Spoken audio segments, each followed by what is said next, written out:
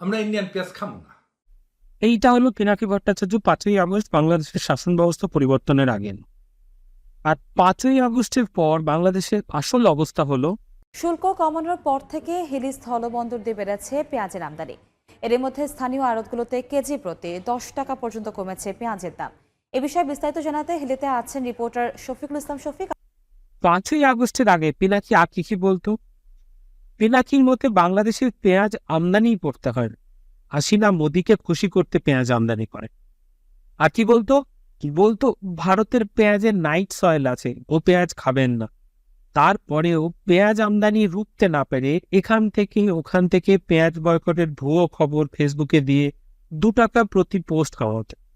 আসলে শালা পিনাকি ভট্টাচার্য না, এ তো দেখছি পেঁয়াজি ভট্টাচার্য। এবার 5ই আগস্টের পরে এই পেঁয়াজি ভট্টাচার্য কি বলে? আসলে কিছুই বলে না। এর ফেসবুক যদি আপনি দেখেন তাহলে ফেসবুকে পেঁয়াজ নিয়ে কোনো পেঁয়াজই না। ওদিকে বাংলাদেশের তো ভারে ভাবানি অবস্থা, পেঁয়াজ সংকটের নতুন সরকার পাকিস্তান থেকে পাথর পর্যন্ত কিনে ফেললো। যাই হোক, পেঁয়াজি তুই হয়তো জানিস না, বাংলাদেশের পেঁয়াজ আমদানি বিশ্বের মধ্যে প্রথম।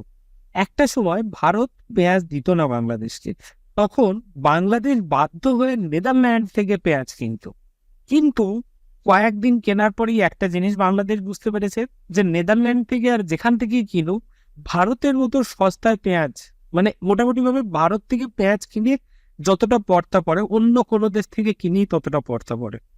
তাই কি করেছে, যখনই ভারত পেঁয়াজ দেওয়া শুরু করেছে বাকি সমস্ত দেশ বন্ধ করে দিয়ে আবার নতুন করে ভারতের কাছ থেকেই নেওয়া শুরু করেছে।